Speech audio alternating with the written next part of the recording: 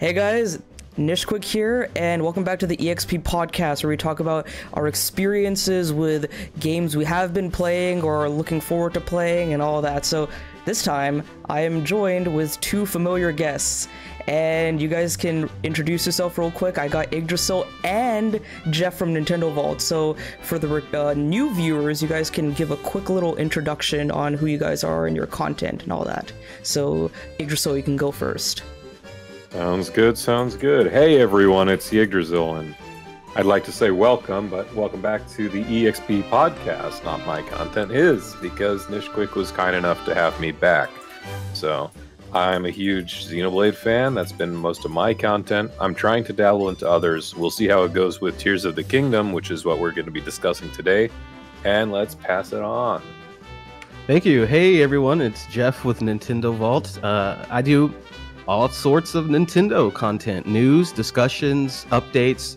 So if you're interested in anything Nintendo, go ahead and drop by Nintendo Vault. And today, like Yggdrasil said, we're going to be talking about Tears of the Kingdom. Yes, Very today excited. is all about Tears of the Kingdom. We got some amazing gameplay from Mr. Aonuma on Tuesday, and each of us has put in our hat into the Tears of the Kingdom content. So I'm gonna link their channels below and their Zelda Tears of the Kingdom videos below, so you guys should check those out.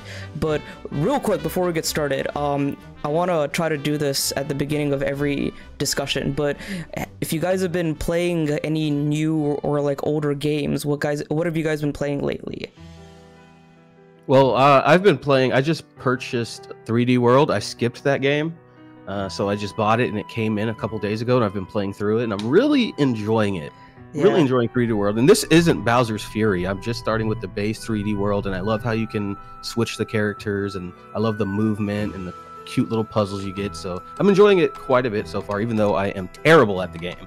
Yeah, 3D World is actually a very tough game from what I remember, and when I played multiplayer online with my friend, it was also quite the struggle, but it was very fun. The level design is amazing. Yggdrasil, what have you been playing recently? No, it's actually like pretty funny that he said 3D World, because I'm looking to start 3D World soon. I don't have it yet. It's been on my list for a hot minute, but I noticed that every now and then it's like one of the few like Mario games getting like pretty consistent sales. So maybe next time it goes on sale, I'll pick it up. But right now, I just finished Final Fantasy 1 because I'm going through all of the Final Fantasy games in like this little journey, since I've never played any of them except for Final Fantasy 14 and like a few of the spin-offs. I just finished that, so now I'm playing A Hat in Time for the first time, and I actually started my replay of Breath of the Wild just last night to try and like get myself amped up and refamiliarize myself with parts of the world and the story prior to Tears of the Kingdom. That's a very good idea. I should do that as well. Yeah. And of course, I'm replaying Xenoblade Definitive for like the umpteenth time, showing it to my fiance, and she's partly enjoying some things and partly not enjoying some other things, but it's been fun.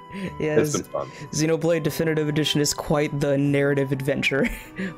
But yeah, I have, speaking of 3D World, I do need to get back onto Bowser's Fury, but what I have been playing the past couple of days, actually, is Xenoblade Chronicles X, because the Wii U eShop closed, and I was lucky enough to get my hands on a physical version of Xenoblade Chronicles X maybe 2 years back.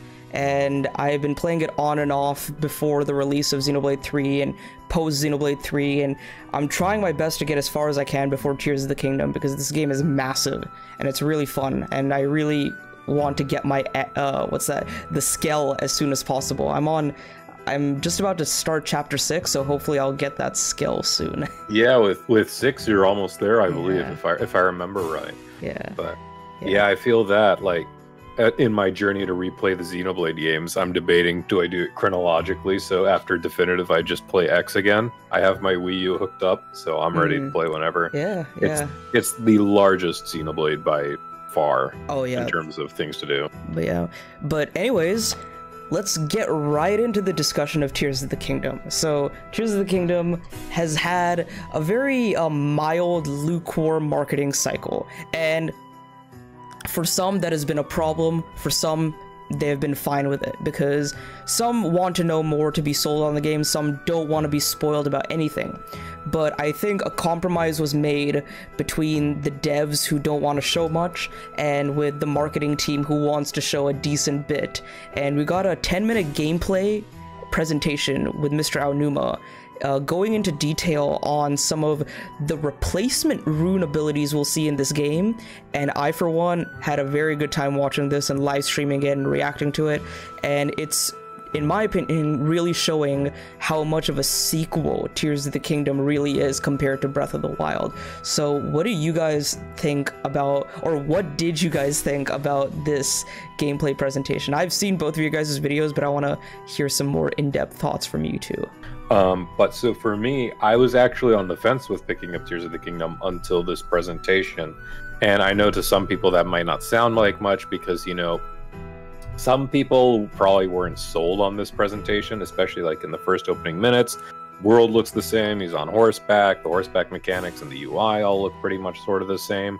But then we started seeing those mechanics, and like, I wasn't, even in my, like, when I was watching it, like, I didn't think about it at the time, but rewind, when he was when they were sending the altitude at that rate, I was like, I didn't think about the time, but going back to it, it's like, this is pretty seamless. It's very seamless, yeah. That's something that was a big concern for me, especially like when I started seeing those vehicles being teased in the previous trailer. I was worried that, okay, we have vehicle movement, but I'm like, I always think back to the motorcycle DLC. Yeah. And I always am concerned that like it could not handle that kind of high movement if we're going to be transporting around. But throughout that presentation, you know, like we saw seamless transition from Skyworld to the ground. Yeah. And that like alleviated my fears. And then we got the Ultra Hand and Fusion abilities. And Fusion was really nice. It was really interesting. From the way it sounds like, there's like dozens upon dozens, maybe even like hundreds of interactions. And if that's the case, that there are hundreds of interactions, that really makes me just like excited to explore that facet of the game. And then beyond that, Ultra Hand, if we can talk about it a little more later on, like I really hope they go as far into using these abilities as I think they are going to. But let's hear what Jeff has to think. Yeah, I'm pretty much on the same page, except for, like, I was going to buy it regardless. I am the biggest Nintendo fan, so that was never a real question. But I think, well, first of all, I was blown away from the trailer, because the first thing that kind of popped in my head was when we saw the fusing and when we saw the Ultra Hand was Nintendo is just, they're known to not really go half measured with these systems like this. And I was just thinking on like a technical level, on an engineering level, taking what they're trying to do with this fusing mechanic, at least what I think they're trying to do is like you said, tons and tons of interactions. And some of the things just popped in my head was like, I mean, what are the limitations to this? Could I simply take an arrow and then put it on my shield and then poke enemies with my shield? You know, like, well, what are the limitations to it? And I'm very excited to see where it goes. And I remember thinking, like, this is just unlimited gameplay. It's like an infinite amount of gameplay now. You can do whatever you want. And that's kind of where I think Nintendo's going to go with this. I think they're going to go all out. I don't think they're going to take half measures. I think they're going to make it kind of like Breath of the Wild, where if you think it, you can probably do it. Like, oh, could I cut down a tree and set it on fire and something happens? Yes, you can. Can I don't know, freeze an enemy and push them off the side? Well, yes, you can in Breath of the Wild. So I think they're going to go all out in those systems, and it's just extremely exciting to see what you can do. And I'm much more excited for the fusing mechanic than I am with the with Ultra Hand, just because I don't think I'm creative enough to come up with any engineering masterpieces. But I'll try, you know. But yeah, I'm super excited for it. I was blown away. And it was definitely more than what I was expecting from the game. Yeah, I was joking with my friends. I was like, this game is a mechanical engineer's dream come true. And like, even some people on I think Kit and Krista on their podcast, they were like, oh, this game should be shown to like car manufacturers and automotive engineers to like see what kind of crazy things they can make with the Ultra Hand. And yeah, that's what I was thinking. Like, give it to some engineers. Kerbal Space Program. It's going to be the Kerbal Space Program of Zelda. Yeah. In literally probably like the first hours of this game, there will probably be a video on YouTube where it's like, I tied 50 fans to this log. Let's see how high he can fly. Yeah. One of my friends is a huge fan of Kerbal Space Program, and he's like, the fact that Zelda is leaning into this makes me even more excited for this game. And I'm like, yes, it's gonna be so good. But I find the fuse mechanic to be genius because, as you two and all the viewers might know or remember, that weapon breaking mechanic, love it or hate it, it was hotly contested. A lot of people did not like it, and even the people who did appreciate it said there could be some changes to be made here, it's not perfect and all that stuff, right? I think this fuse mechanic is a perfect compromise and a perfect solution to this problem, because compromise in the sense that weapons still do break, but you're gonna get a prompt to say your weapon is badly damaged. That's your cue to fuse, or even before that you can fuse with any material or item you find in the overworld to increase durability, extend your range, and increase your attack power. All of that is just so genius. It's a very simple solution. Well, like, yeah. What were you on saying, top Jeff? of that, on top of that, it's such a Nintendo thing to do, right? Like yeah. any other developer, what if they would have simply made a repair system, or blacksmith, even gotten rid of yeah. or even got rid of durability. Nintendo instead was like, let's try to build on top of this. Let's incorporate this with another system. Yeah, and I just think it's ingenious. Instead. Yeah, no, it's definitely got that Nintendo creative design. Yeah, and a lot of devs from like a lot of Western studios, even some people from like Japanese studios like Platinum Games and other like indie studios have come out and said, oh dang, Zelda has done this, well good luck everyone trying to like one up this game. And I'm like, yeah, and we've only seen just a fraction of this game. We've only seen a fraction of what Fuse and Ultra Hand can do, and we haven't even seen the full extent of Ascend and Recall. Like, of course, Recall, we've seen it like go all the way up. We've seen Link rewind the spike ball, which has been thrown at by enemies, and then he like throws it all the way back. That's also a really cool thing, because I know a lot of people are saying Recall can't be used in combat. That's kind of unfortunate. And I'm like, we've seen Recall be used in combat in the second trailer itself.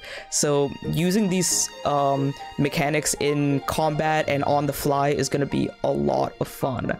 And especially Ascend, I'm curious if Ascend will allow us to go from the land all the way up to the sky, because we did kind of see a teaser about that of that in the second trailer as well. But I hope we get some more insight on how else we can get up to the Sky Islands, and not just with recalling those falling rocks. So I have to imagine, like, boring answer, I know, but I have to imagine there'll probably be like maybe not shrines, but whatever this game's version of these Sheikah shrines are, probably like Zonai like mini temples or something.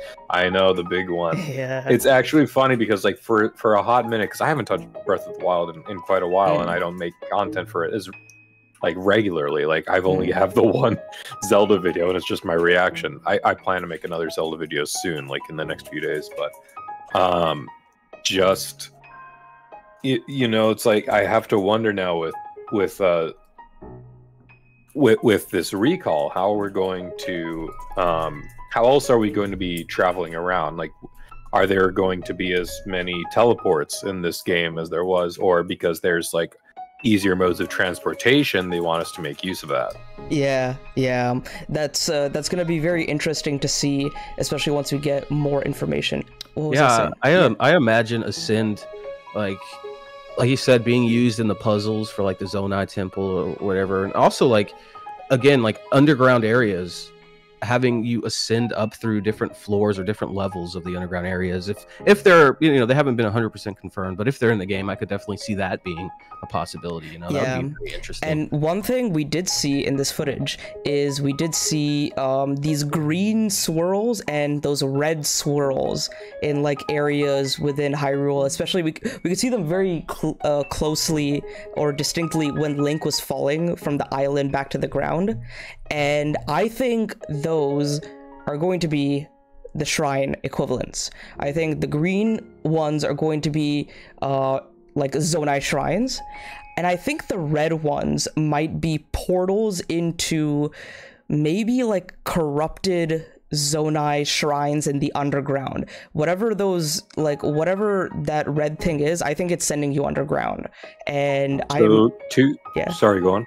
No, I'm just saying I'm very excited to see the underground because we have seen very little of it. We've seen the cutscenes at the beginning of the game, which you guess could be the underground, and we have seen one big shot of the underground in the latest February Direct trailer.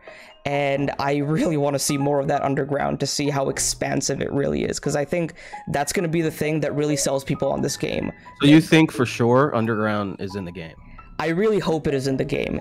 Again, it could just be like a few caves scattered around Hyrule and nothing much, but my hope is that it is an expansive underground with things to do, things to find, and things to interact with. Yeah, me too, man. I really do hope there's underground. I think that we will be getting an underground because, you know, and again, like this just leads back to Zonai, because before the age of the Sheikah with all the ancient machinery and whatnot, before that was the Zonai.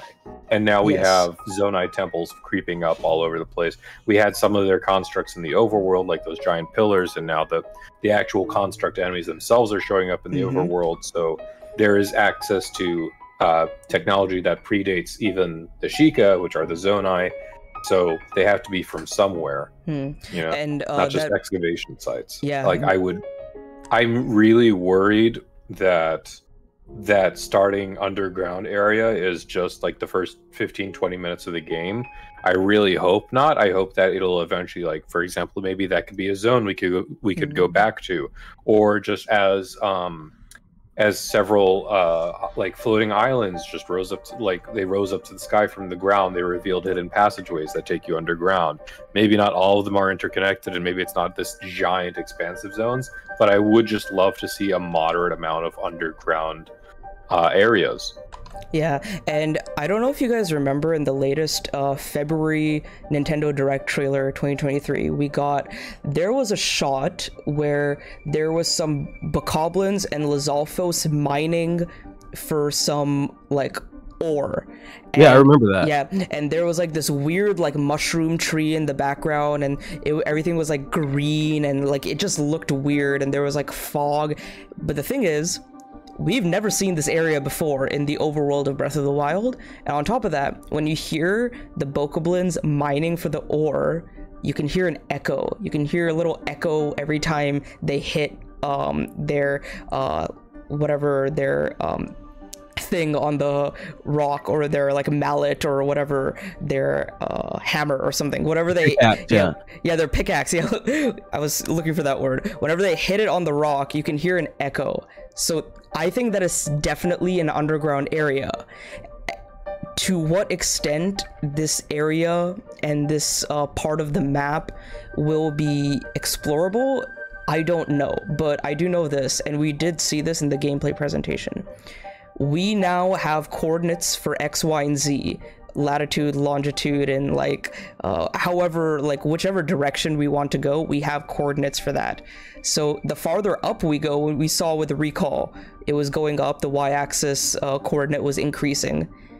We can most probably also go down, and I want to see how far down we can go. Like, are we going like Marianas Trench levels of down far into the underground of Hyrule, and what are we gonna find there? Listen, I'm trying to fuse the core of the planet with my sword. They have to let me do that. Yeah, that sounds very Xenoblade-esque. I can totally imagine that happening in like a Xenoblade game. But that would be so cool. Like, imagine the farther down you go and underground, the tougher the enemies are, the more corrupted and the more weird and messed up the enemies and the locations are.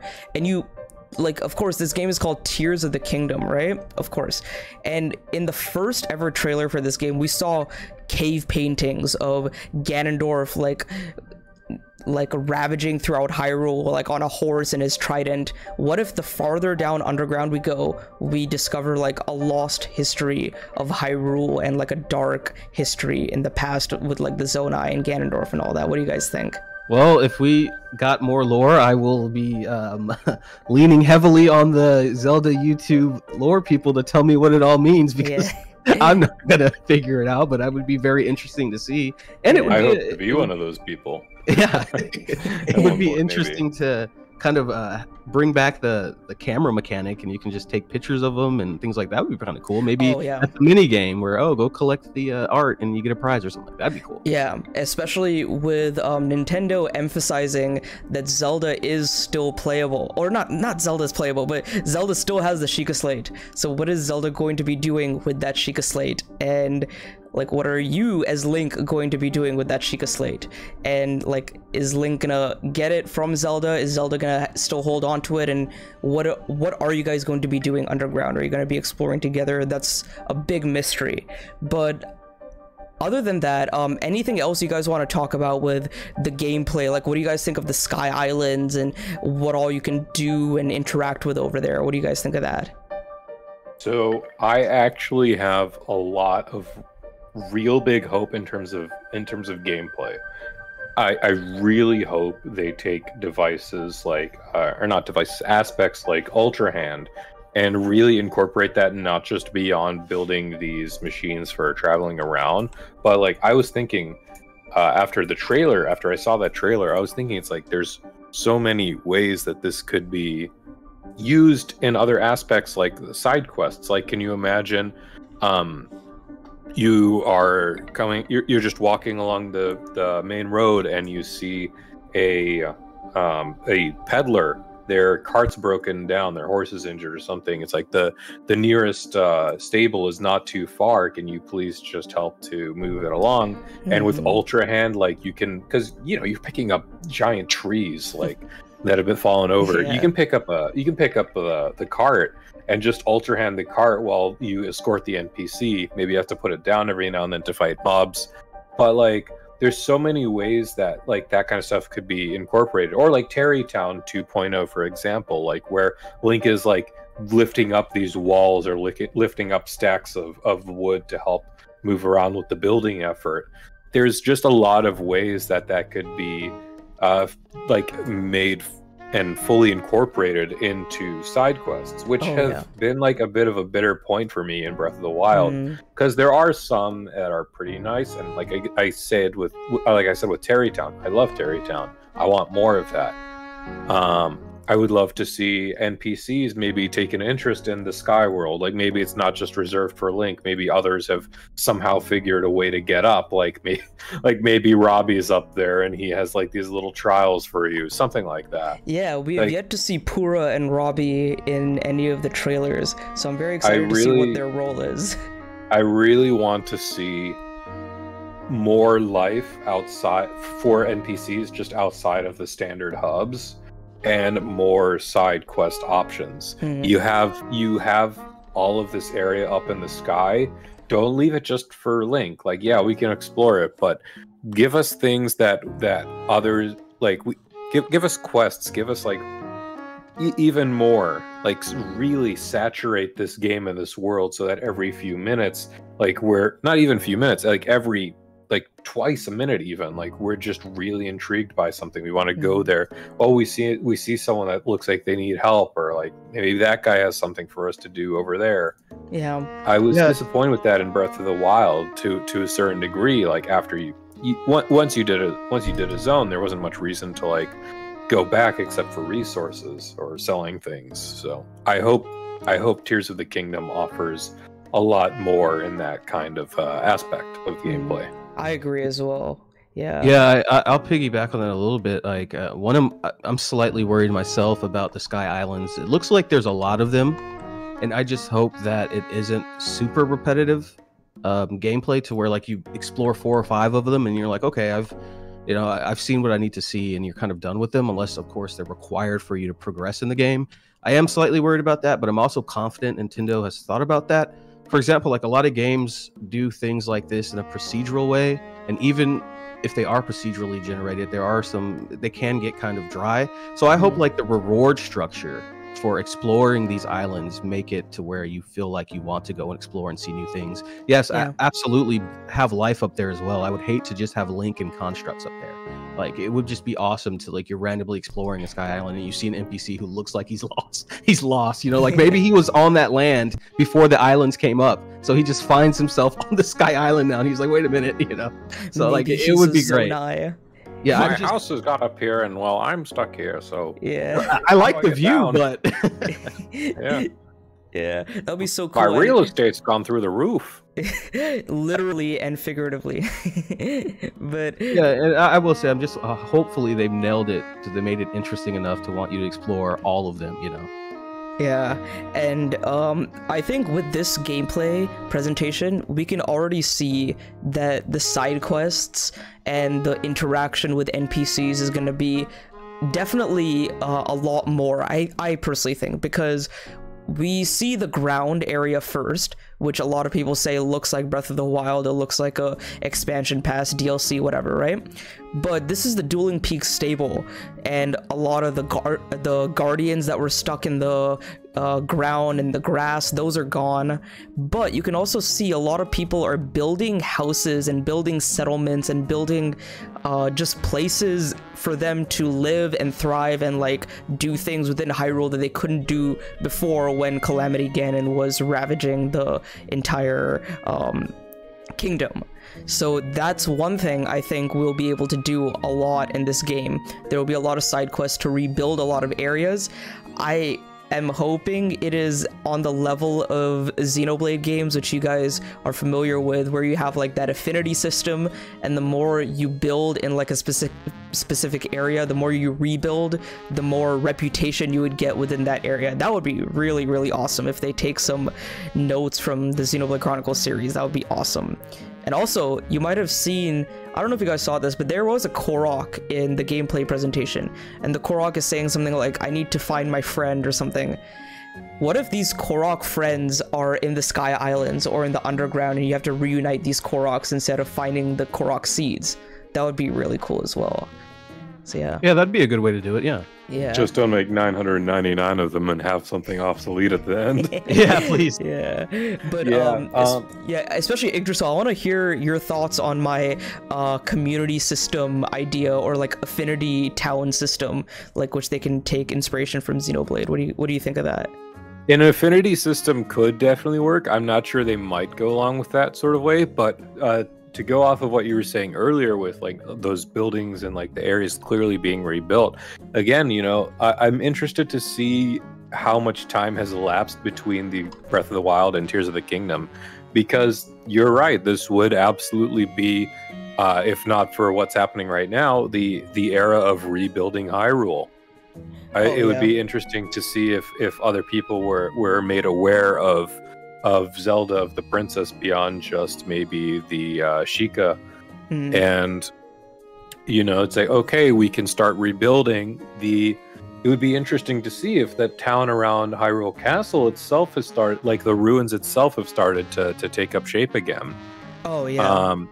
And then maybe like again throughout the game, we are just going to come across areas where they've been rebuilt. And again, to go off of hoping that there's more stuff in the Sky Islands, maybe a town that was in the middle of being rebuilt is one of those Sky Islands, and now you have Terry Town 2.0 floating high in the sky. Oh, that'd be great. Yeah. As for Affinity, oh, you know what? Who would be good people that we would expect to see in the sky? The bird people. Yeah, the Rito. Rito. I almost said Ruto, and I'm so what? No, the Rito. Like, you would expect to see them traveling around or like scouting areas, you know? Yeah. Oh, that's a good point. Maybe the Gorons could be in the underground area. I did not think of that. And there's another option that I wanted to throw out, which I don't think I'd mentioned, but I hope we can possibly do some underwater exploration in this game. And like if the Rito are in the sky, the Goron are in the underground, you could possibly see the Zora in the underwater as well. So just I think Nintendo is doing something really cool with this game, where they're reusing the same Hyrule, but they're making it different. And what we've seen so far may not show a lot of those changes, but I think as the story progresses, because this is going to be a more engaging story that takes place in the present, I think the more we progress the story, the more we will see Hyrule rebuilt, and the more things will change. Maybe some areas might break off and float up into the sky, who knows. I think there's a lot of possibilities in this game that we have yet to see. Yeah. I did want to ask you guys though, when it comes to things that are similar, if not exactly the same as Breath of the Wild, what are your thoughts on people saying that this is DLC for Breath of the Wild, or that they have not added anything substantially new? I want to hear both of your guys' opinion and thoughts on that. This was a part of the big video I did, but I think a lot of it just comes to people making assumptions. It's obvious that Nintendo and probably the Zelda team want to be very careful with what they show. They want there to be a lot of surprises, and because of that, people have jumped to the conclusion that it's not going to be as different as I think it probably will be. And I mentioned that you could have took the opposite stance as well based on what they've shown us, right? You could have said, "Oh, it's going to be a lot different." But people tend to lean towards the pessimistic view. But I have confidence again in the Zelda team more than a lot of other teams, even within Nintendo, that they're going to make it different, and they're going to make it fun and engaging, and it's not going to be exactly the same overworld. It might be like geography, it might be the same, but I think there'll be enough difference to where you'll say, okay, they've definitely done a lot of work here. We have to remember they put a lot of time into this game, a lot of time. So I'm pretty confident it's not going to be fully the same. I'm absolutely confident it'll be worth the $70, at least for me. I definitely see and understand other people when they say that they don't think it's worth $70. I get it, but for me, it's definitely worth it. And yeah, I don't have any worries about it feeling too samey. I think that they've done their job. Oh yeah, I agree a lot with you. What do you think about that, Yggdrasil? Very briefly on the topic of it being $70, and again, this game's been. It was what the initial announcement was almost 6 years ago or so. Like, wasn't it 2017? Like, it was not 2017, 2019. My apologies. But 4 it's years been ago. 6 years since. It's been more 6 than 6 years years since development. Breath of the Wild. Yeah, exactly. Yeah, It was actually yes. Okay, started sorry, development immediately after Breath of the Wild. So Yeah. So about like 5.5, near 6 years dev time. Meanwhile, now we have them saying $70. Now it's like, are they saying $70?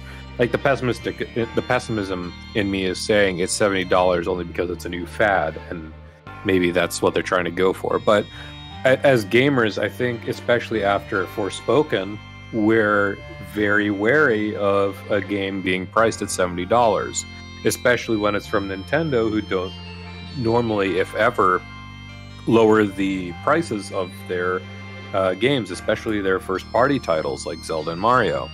So we really need to be sold that this game is worth $70, and it's hard to do, especially when the overworld is largely evocative of Breath of the Wild, because they could be using the same, they're likely using a majority of the same assets for sculpting that world, and that's perfectly fine. A lot of people forget, Ocarina of Time to Majora's Mask.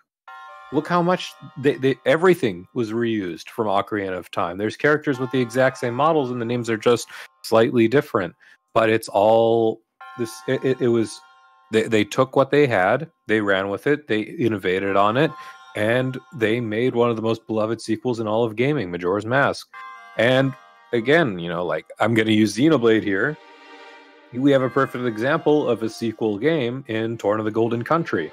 A $40 DLC, but it's its entirely own new story, to the point where where Nintendo itself actually sells the game as a separate item, not just as DLC. Yeah, and Torna is a really good example, because Torna really sets itself apart from base game Xenoblade 2, because it has quality of life features, it has an entirely new Titan to explore, and the combat is different. Like, the entire combat system is vastly different. Yeah, new modes of interaction, new ways of crafting. They worked. Well. New music, the scenery, at least for Gormott, is different. It's pretty similar, but it has key differences. I could tell that Gormott was different, and I could tell I was exploring a Gormott from 500 years ago, and I correct me if I'm wrong, but there was a part in Gormott which you cannot explore. It was like the part where Umon's house is, like Melnat's shoulder area. I don't think you could explore that, but the area that we could explore, which was like the opening area of Gormott, it still felt very unique and very different from what we were used to in Xenoblade Chronicles 2. And I think with Tears of the Kingdom, a lot of the differences in the overworld is going to come maybe not from how things look, but how we interact with things, what we do in these areas instead of like how it looks. Of course, Aonuma keeps saying this. He said this in the acceptance speech at the Famitsu Awards, I think, and he also did say it at the end of this gameplay presentation. He keeps calling this the unknown Hyrule, the unknown. What is unknown about this? And I think it's going to be us figuring out that we can do things in this world of Hyrule that we never knew that we could ever do in Breath of the Wild. Whether that be fusing things together to accomplish certain tasks and solve certain puzzles. Maybe it is mixing things together with the Ultra Hand to create new contraptions and vehicles.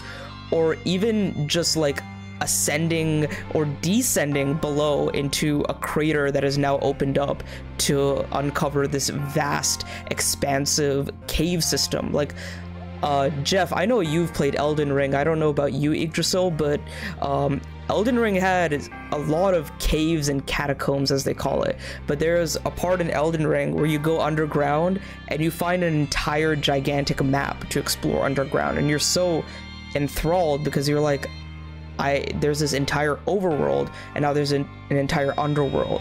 So I think that's what I can think of when Aonuma says the unknown Hyrule. I don't know, like, what you think about that, or what you guys think this going unknown back Hyrule will be. Going back very quickly to how you were saying, it's like people are a little skeptical. It's like, yes, they could be, again, using pretty much most of the same assets with a few new ones, like the Zonai and the Zonai architecture.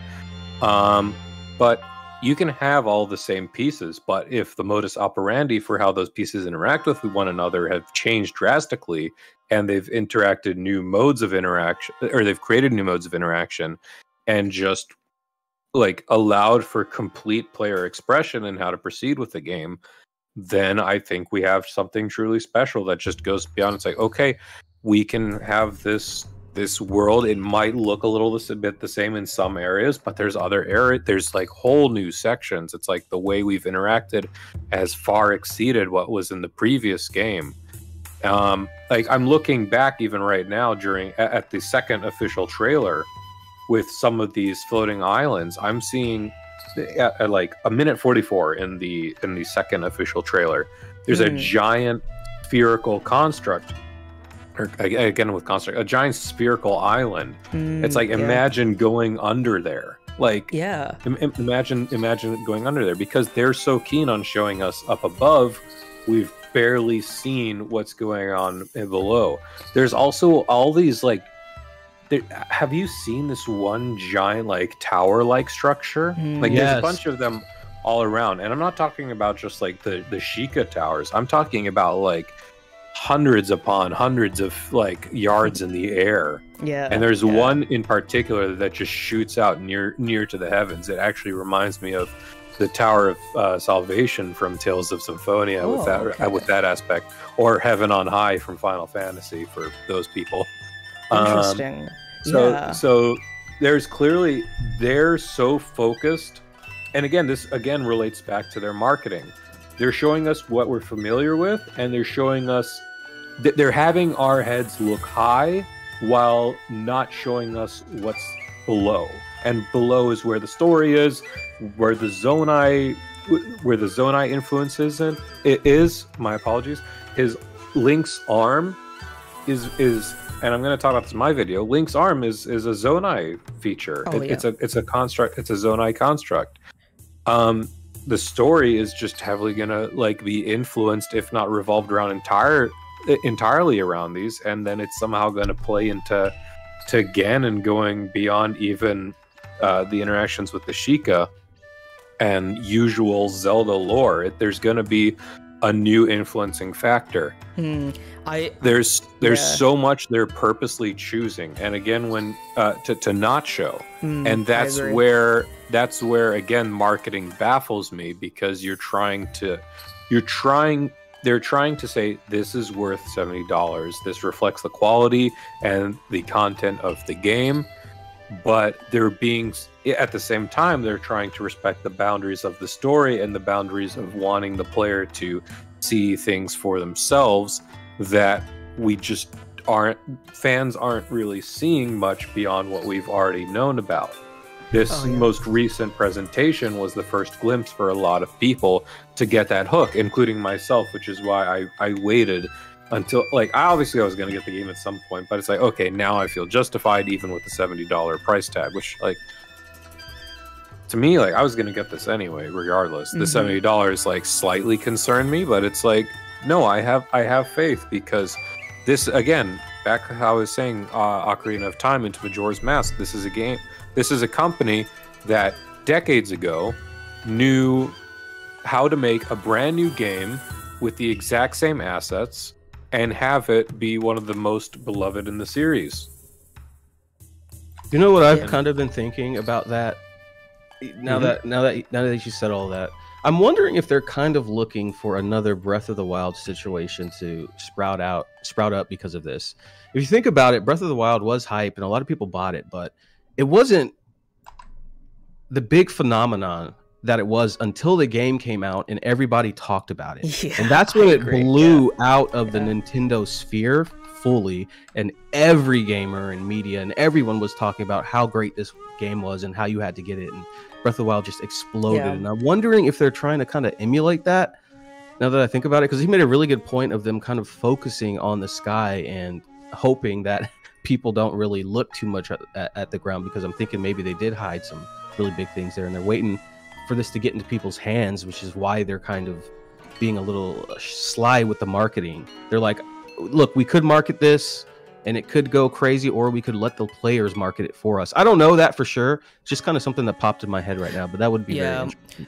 Nintendo does do that a lot with games like this. They let the games do the talking, and that hype and popularity, that that word of mouth and the trending on Twitter and social medias and YouTube and all that, it helps them in the sales. Like, I think a lot of that helped boost Xenoblade into a little bit more of a I wouldn't say entirely mainstream, but it introduced Xenoblade to a whole new audience with Xenoblade 3. Like, I have seen a lot of people get into Xenoblade who have never heard or even wanted to give it a shot and enjoy Xenoblade 3 and the other games after, like, the hype of Xenoblade 3.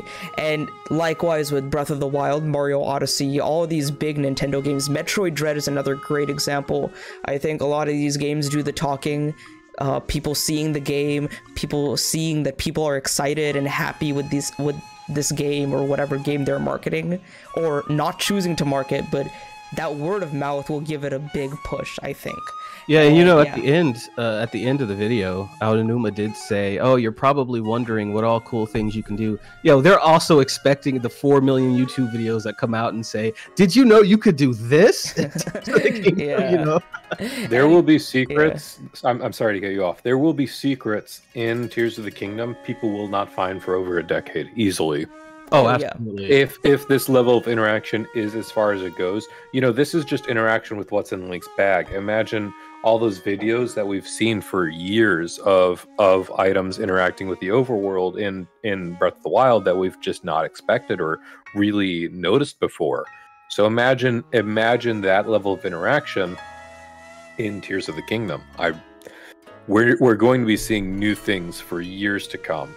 Oh yeah, exactly. And again, like how we're saying, it's like the way that they tell the story. And even earlier on in our discussion, we were talking about how other companies take a look at Zelda, and that helps to formulate. You were one of the ones that you didn't mention was From Software, and look at how Elden Ring shaped how the stories within the Dark Souls series and Bloodborne and Elden Ring, how all of that comes off from their teachings from The Legend of Zelda, because From Software as a company itself has said for years, it's like, this is like the series of Zelda is where Dark Souls got its boots off the ground from, essentially.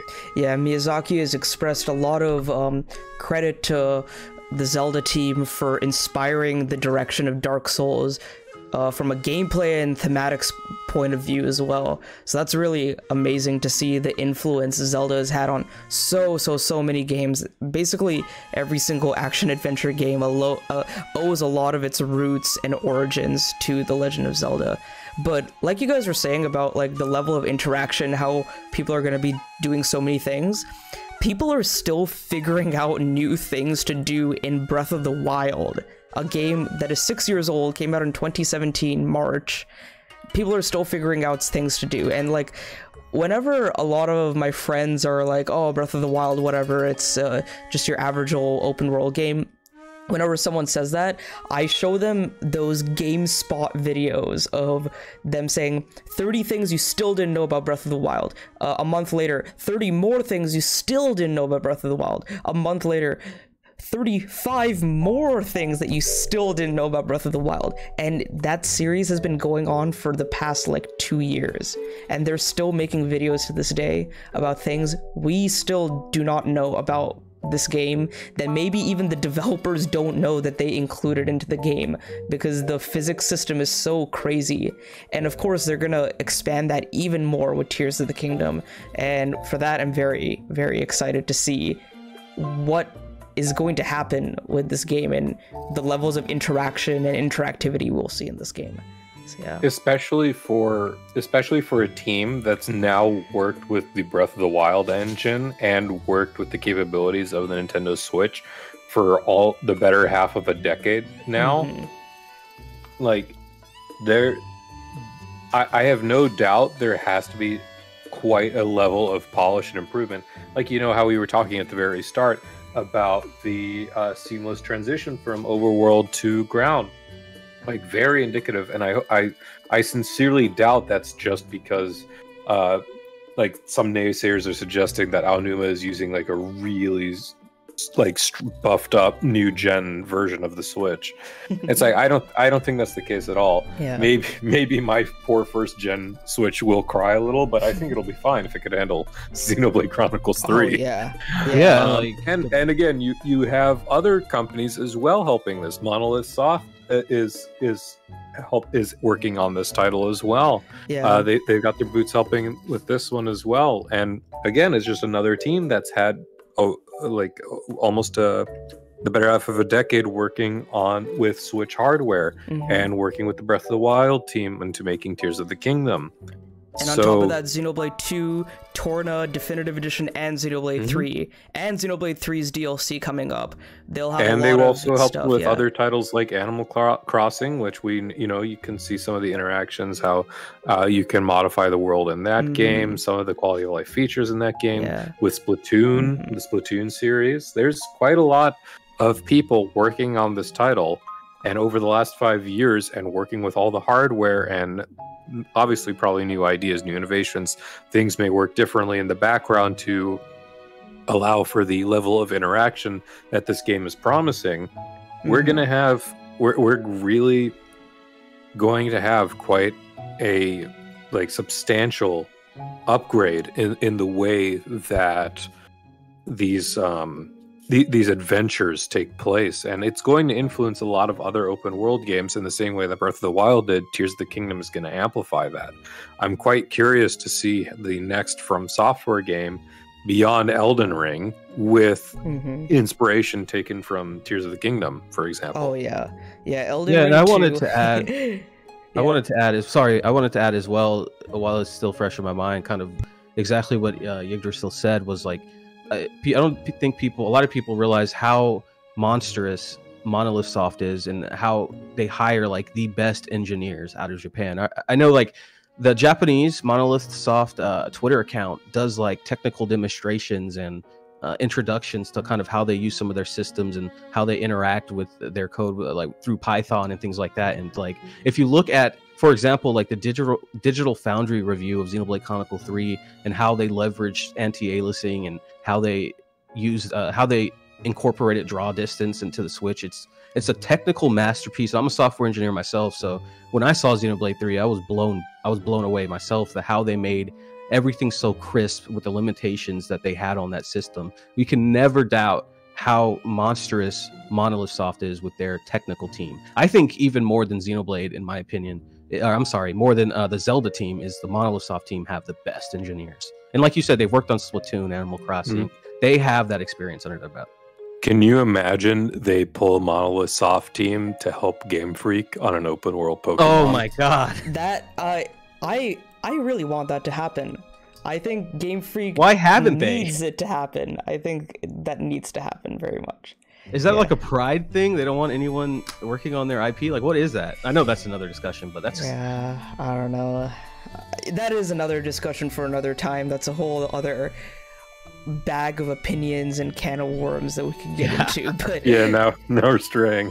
yeah, but I think there's a lot that's going to be in this game, and one thing I do want to mention about this whole, like, this is going to be a substantial sequel, this is not just a DLC add-on, is the fact that even from what we've seen, back in E3 2021, when they saw the sky, my jaw dropped, because I thought, like, when they announced this in 2019, my expectations were high. Like, this is the sequel to Breath of the Wild, but I didn't know what they were going to change. So my idea was only on the story. Why is Ganondorf back? Why is Zelda, like, why is her hair shorter? Is Zelda going to be playable? All that stuff, right?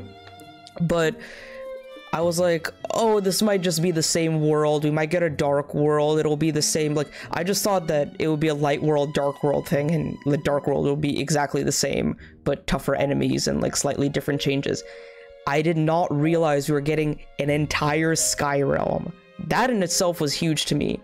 And then, like, later on, it was revealed that, or hinted, that we'd get more of an underground area. So the overworld, sky, underground, and maybe possibly potentially underwater could make this potentially the greatest and most open world game ever to exist, ever.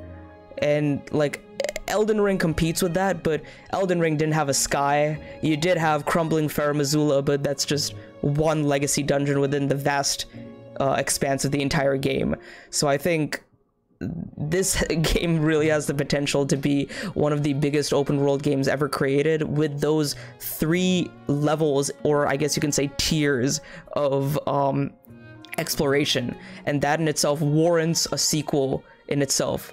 Those levels of explorable areas, sky, land, and underground, and then of course you have Fuse, Ultra Hand, Recall, and Ascend. So the level of interactivity and exploration is just going to be expanded from here on out, and I'm very excited for that. So yeah, what do you guys think about that? I am excited for Minecraft and Zelda. Yeah. And I guess one last thing I wanted to talk with you guys about before we close out is we have basically the confirmation of the Zonai and all that. I don't know how big you guys are into Zelda lore, but do you guys have any story predictions with Tears of the Kingdom? Because honestly, right now, what I really want to know more about is the story, because I don't know about you guys, but I'm a huge Zelda lore guy. I love Zelda lore. I know the timeline inside and out, but no matter how knowledgeable you guys are, if you guys have any story predictions, I am very excited and eager to hear what you guys have, what you guys think will happen in this game. So I'll start by saying I am not a huge lore guy. So I'm going to leave the predictions to you guys, but I will say I'm very, very interested in 2 things.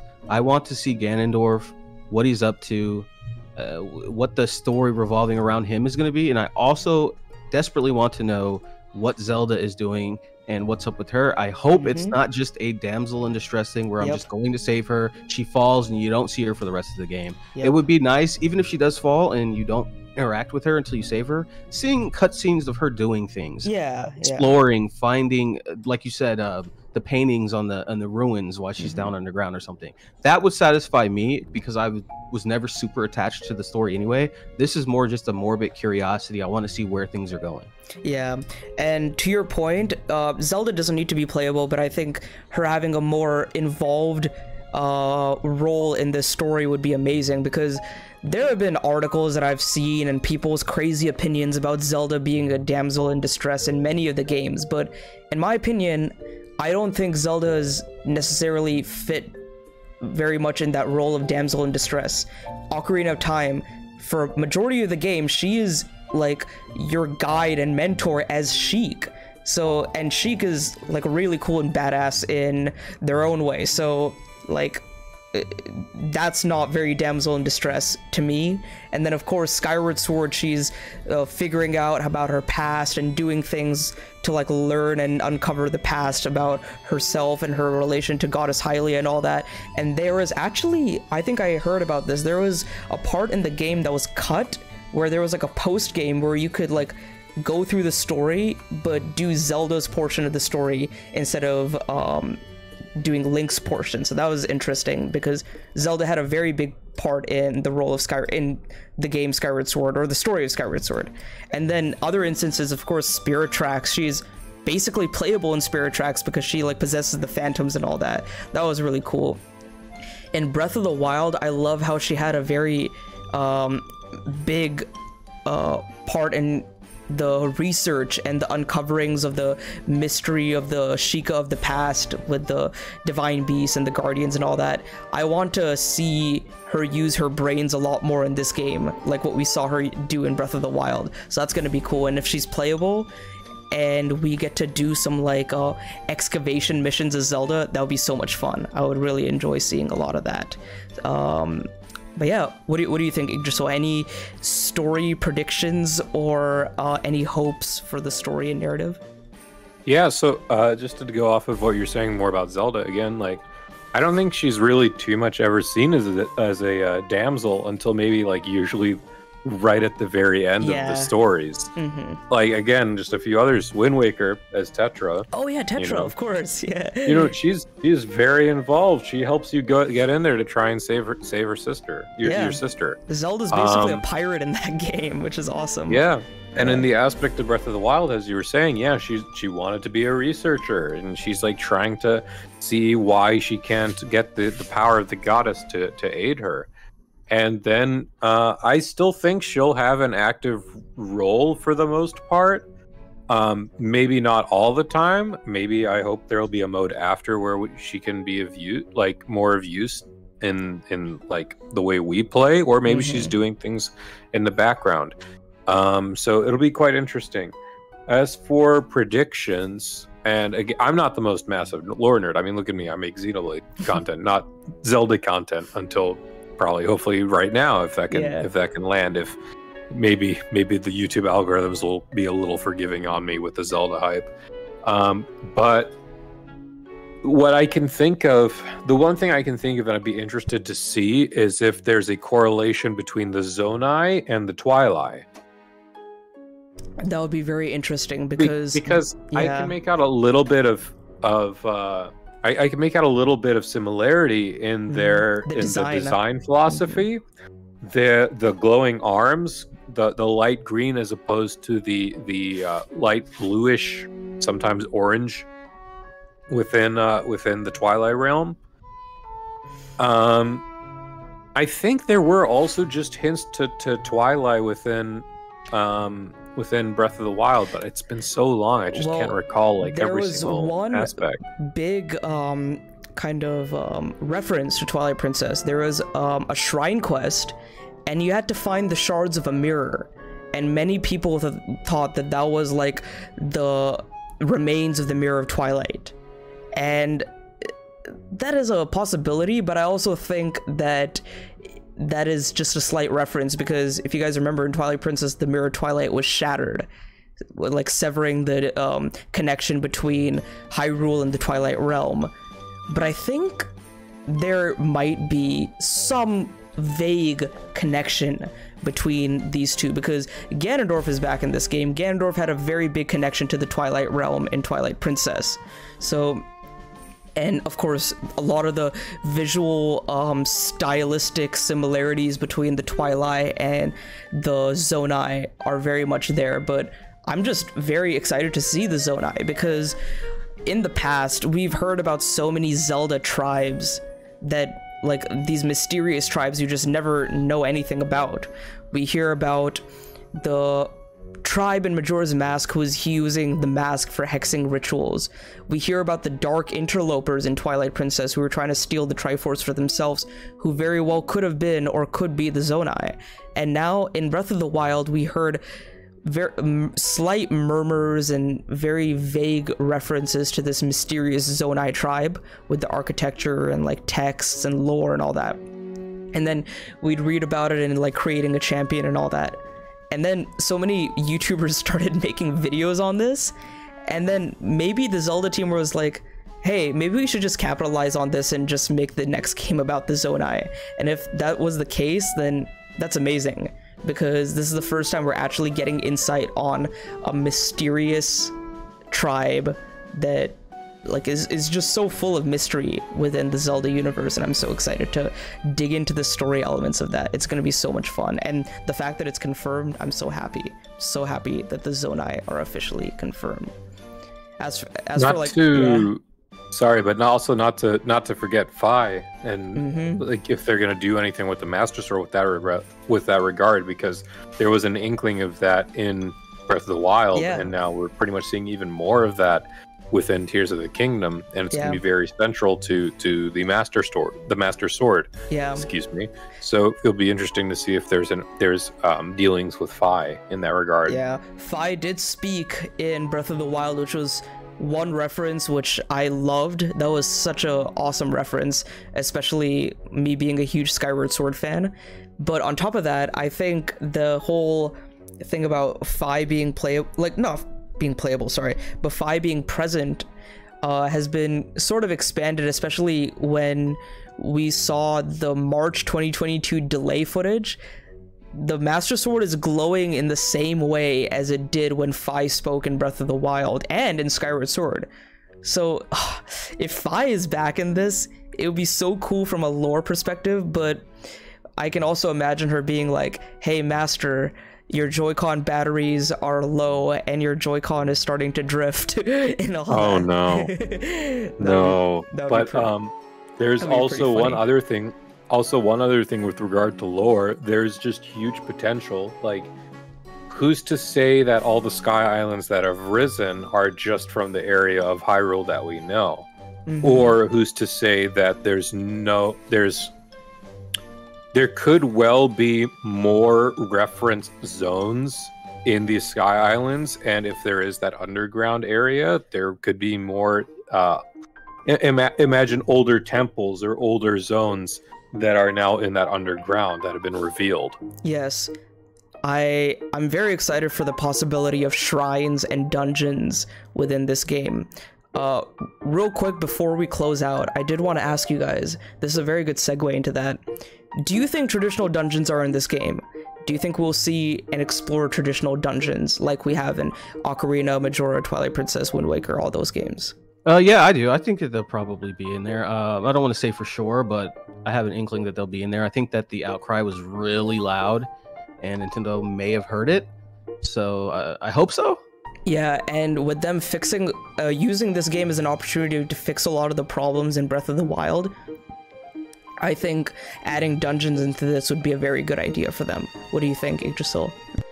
I would absolutely love dungeons, but I would have to imagine maybe things like the Ascend feature aren't going to be accessible within dungeons. I'm not sure. Maybe like the powers of Zonai are confined to not work within their dungeons if there are Zonai dungeons. Possibly. If dungeons do return, I still don't fully expect them to be like. There might not be traditional dungeons, but I would at least expect maybe a few If not, I would really love to see a mega dungeon at the very end, how we had Hyrule Castle and Breath of the Wild, but I want to see them go even further beyond with just what Hyrule Castle had. Oh yeah, because Hyrule Castle was fun, but I was missing the puzzle elements. That was a very big combat heavy dungeon, and I was missing the puzzles. Like, I want a puzzle dungeon with the Breath of the Wild physics, but like with the puzzles equivalent to like Stone Tower Temple or like Arbiter's Grounds or Temple of Time in Twilight Princess, or even like Ancient Cistern and Sandship in the Skyward Sword.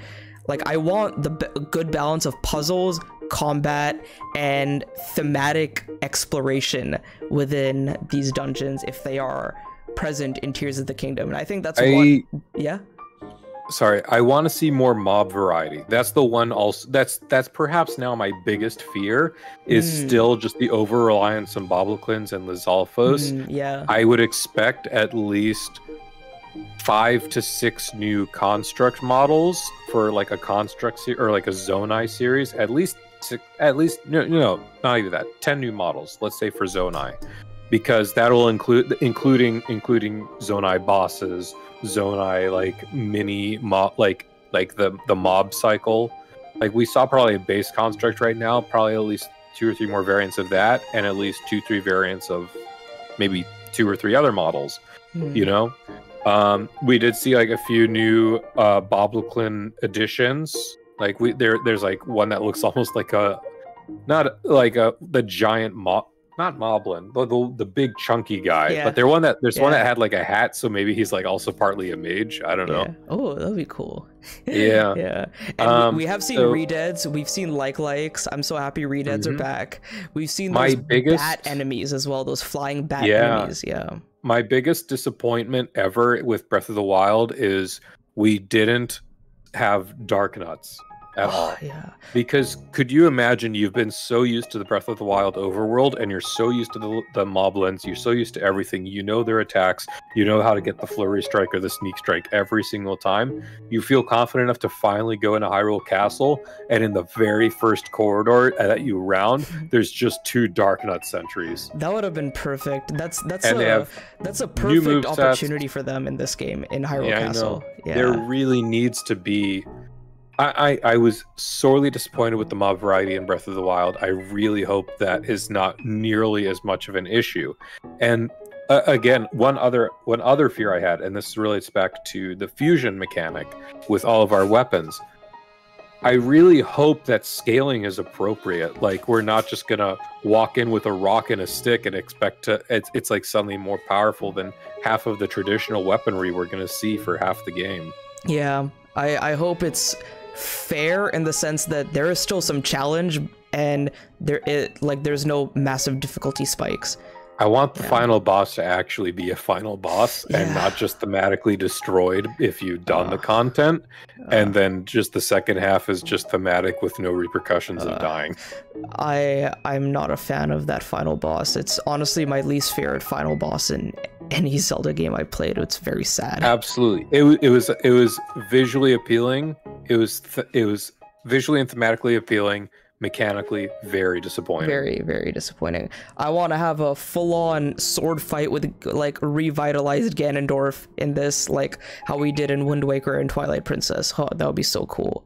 But real quick on the Dark Nuts, I think like one-on-one sword fights with enemies would be a lot of fun in this game. With Dark Nuts, Iron Knuckles, any kind of like melee enemy. That would be very cool, especially to see them fuse their own arrows and fuse their own weapons. That would be awesome, just to see how that would work out. Or even like a construct, like a Zonai construct, but have it be more humanoid, so it can like fight in a more engaging way with you. That would be awesome. But I guess that is basically a lot of what I wanted to talk about with you guys. If you two have any final things you guys want to mention or talk about or put out there to close out the discussion, I want to hear from you guys. So Jeff and Ingersoul. Let me, for the sake of time, let me ask you both this question and answer just with a number. Oh, What boy. are your expectations on the sales at the end of the day for this game? And start with Nish, Yggdrasil, and then I'll go last. Are we saying opening weekend or opening month? No, or just lifetime? like end of life sales for this game. Well, Breath of the Wild is 30 million now. I would say 20 to 25 million. That's my guess. For end of life? Yeah, I don't think it'll outsell Breath of the Wild, but it has a potential to. I think it'll get close. That's all I'll say. What do you think? I think it'll actually surpass it because the pre-sales alone, and obviously, the Switch has been out for a while. People have Switches. The actual product amount itself for like how much they can afford to ship and how much pre-orders they can set up is definitely far more than the opening launch of the Switch along with Breath of the Wild. Yeah. But that being said, Tears of the Kingdom has already outsold Breath of the Wild's pre-orders. Yeah, because we got that Switch install base now. Yes, the Switch is just it's heavily encored into many with many gamers and how much they play. And it's a standard of the household now, much like the Wii was the standard back then. I would actually go even further than that. End of life, I would go so far as to say 40 to near 50 mil. Woo! Whoa! Wow. End of life. Mario Kart 8 deluxe levels of sales. Exactly. Oh boy! I absolutely would. It might have a bit of a rougher start. I would have said that. I would have said it would have had a more rough start. But those pre-sales, even with the $70 price tag, really shows me that the cry that this is just going to be more Breath of the Wild is a very, very vocal, extreme online minority. As compared to the true love and passion that everyone has for the Zelda series. And, at the end of the day, people love Breath of the Wild. Hey, here's a game that's more Breath of the Wild with more innovation than ever before. Yeah, I People agree. are gonna want it. I agree. And Near Mario Kart sales, I would say that. okay. We'll see, because I was watching a video from Nintendo Prime last night, and he was saying that these opening weekend sales are looking to be very big because Tears of the Kingdom is consistently #1 on Amazon bestsellers. It's consistently high in the pre-orders in Japan and everywhere. Maybe this could be close. I would say maybe it could be in the range of like Splatoon 3 opening weekend numbers. Maybe not Pokemon Scarlet and Violet opening numbers, but we'll see. I am very excited to see what this is like. What are your predictions, Jeff? So I think I will take the middle ground and say that it will come close to Breath of the Wild, maybe match it. Since you went a little lower, he went higher, I think I'll take the middle ground and say it's going to match up with Breath of the Wild. We'll see in the next couple of years who is right at the end of the day. In another 6 years, when the next mainline 3D Zelda game is announced, we'll see how Tears of the Kingdom is done in sales. But anyways, this has been episode, 6 or 7. I've lost count now, of the EXP podcast. Jeff and Yggdrasil's channels will be linked in the description below. Check out their Zelda videos, their Zelda content, and Yggdrasil also does Xenoblade Chronicles content as well. Some of my viewers enjoy Xenoblade videos, and be on the lookout for Xenoblade videos from me, because I have a lot of prediction videos about the Way 4 DLC, which I'm very excited to get out there. I just hope Nintendo doesn't drop any trailer in the next coming weeks so I can get all those out there with ease. So any closing statements from you guys? With regards to me, just very quickly, thank you for having me here again. It's nice to work with you again, and it's nice to work with Jeff for the first time and hear what he has to say. So everything's been very good, and I'm just glad to be here, and I hope that if people do end up checking my content, I would greatly appreciate that. And maybe support me as I try dipping my toes into Zelda for the first time. But with all that said, again, just thank you for having me. Yeah, Zelda content is definitely fun. Any closing words, Jeff? Yeah, Thank you for having me here. It was a lot of fun talking to you guys. For those of you who have pre-ordered Zelda and who are planning on picking up and playing, make sure you clear out your month, because I am sure we're going to have something extensive and something special. And I hope you all have fun. Yeah. Thank you for having me. Yeah, but yeah, this has been Nishquick, Yggdrasil, and Jeff, all talking about Zelda. Thank you all for watching. Have a great day. Go play some great games today, like the Legend of Zelda games. Play Breath of the Wild, because that's a great one. Have a great day, and see you guys next time. Have a good one.